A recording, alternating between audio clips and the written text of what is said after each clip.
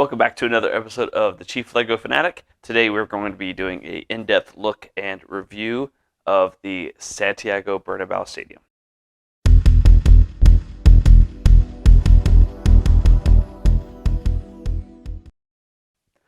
Okay, so this is set number 5876. Wow, I read that wrong. It's set number 10299. It's the Real Madrid Santiago Bernabeu Stadium. It's 5,876 pieces. It just came out here in March of 2022, so one of the newest sets to come out. Took about 10 hours to build, which is probably about right for that number of pieces. It's kind of weird. It's split into quarters.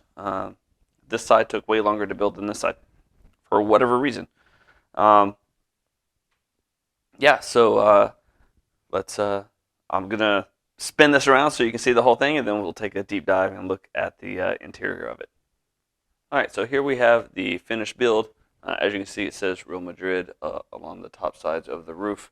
Real Madrid all around the sides, like right below where the bleachers are. The facade here looks really nice. It actually uses very similar pieces.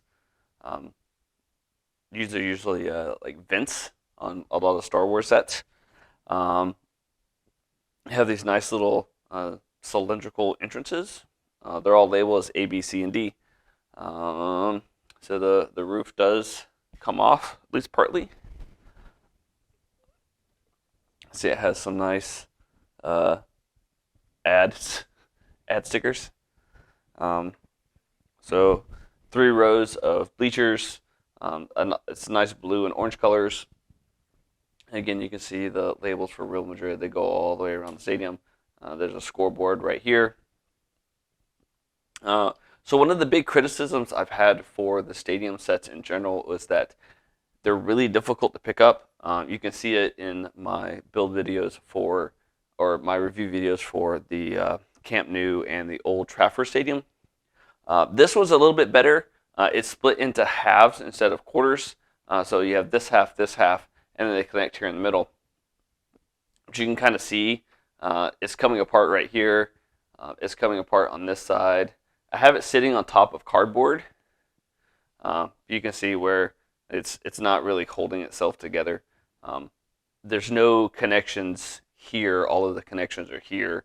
Probably it'll look really nice when it's sitting flat and it's not moving, but it makes it very difficult to pick up. Some other neat things, you can see all the windows here. You can see the trees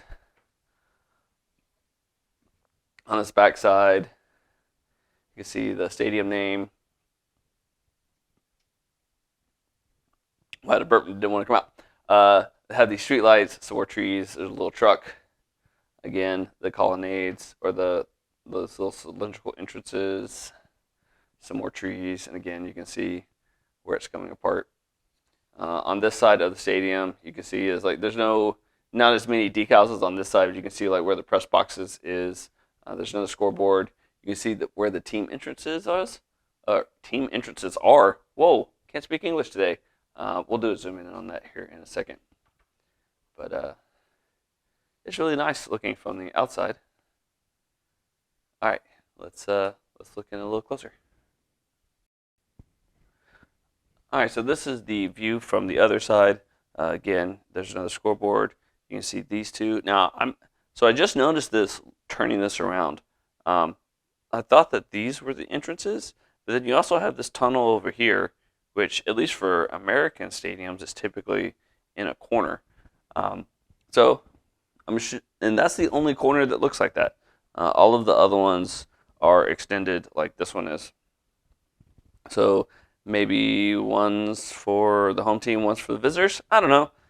Still kind of cool. Again, you can see where the press boxes would be. This is part of the roof here. Well, you can't really see it, but this part of the roof here is actually attached. So really neat. Again, I really like this stadium. It was a really fun build. It took me a lot longer than I thought it would, but again, it's still pretty fun. All right, I'm going to give you guys my final thoughts. Okay, so I give this set about a 9 out of a 10. It was really fun to build.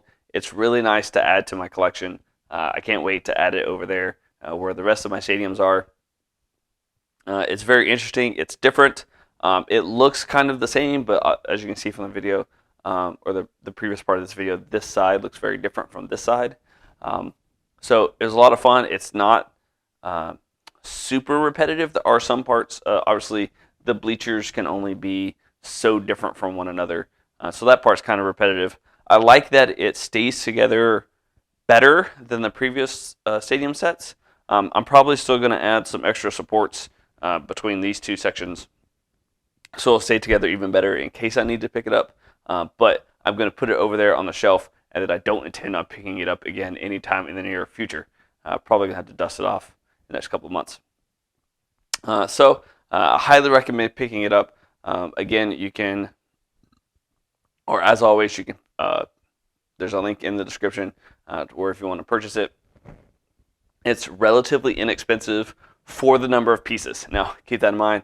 That doesn't mean it's not expensive. I think it's still $350, $400, but for the number of pieces, and considering that it's an official product of European soccer, so there's licensing and whatnot that goes in with it, it's a very reasonably priced set. All right.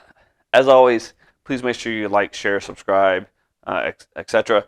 Keep in mind, I still have my deal going. If you guys can help me get to 500 subscribers, I will break open this Luke Skywalker Star Wars set that I got for free. However, I don't normally build these sets, but if we can get to 500 subscribers, I'll build this, and I'll probably do it as a live stream, just because it's a relatively small set, so it shouldn't take very long. Next build will probably be one of the Harry Potter sets. I just got the Hospital Wing and the Clock Tower sets in, so it might be one of those before I get into the Home Alone or Treehouse sets that I have sitting over here behind me.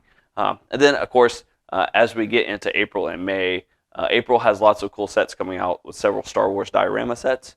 And then May, probably a new UCS set. I would be greatly surprised if there's not one. Anyways, I will see you guys next time.